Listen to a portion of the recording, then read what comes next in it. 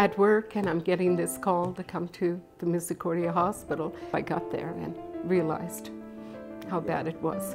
It can take away your whole life at 27 years old and completely change everything that's going on for you. Our lives literally went from really, really great to just turned completely upside down in no time at all.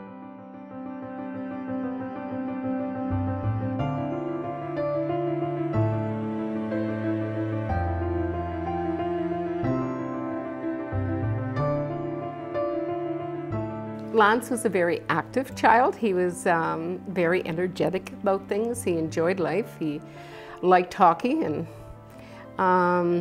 being involved in different sports. He had a rough childhood. He lost his dad when he was only in grade 1. So basically I raised the 2 boys by myself. So it's been the 3 of us. So it's been a very close family.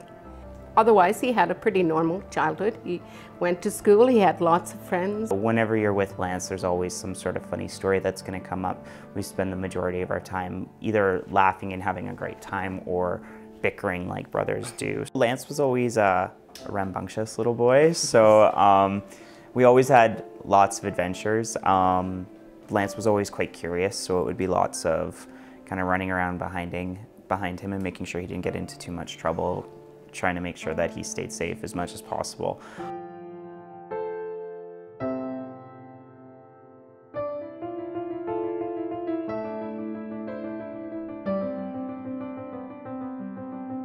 He told me he had this bad cold. Kelsey had a cold, and then he said he had this cold. So I kept saying to him, I says, well, if it doesn't get any better, maybe you should go to the doctor and get it checked out. He says, oh no, it's just a cold. He was becoming sicker and sicker. He developed multi-organ failure, requiring support of most of his systems, and he was sedated so that we could actually ventilate him for probably between a week and 10 days or so.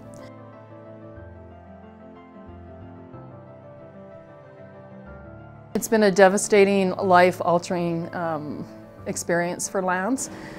He went from being a healthy 26-year-old guy with a young child and a fiance to someone who's currently bedridden, essentially a functional quadriplegic, really. I really just don't want to see anybody go through this, ever. Like, it's life-changing and hard, to say the least.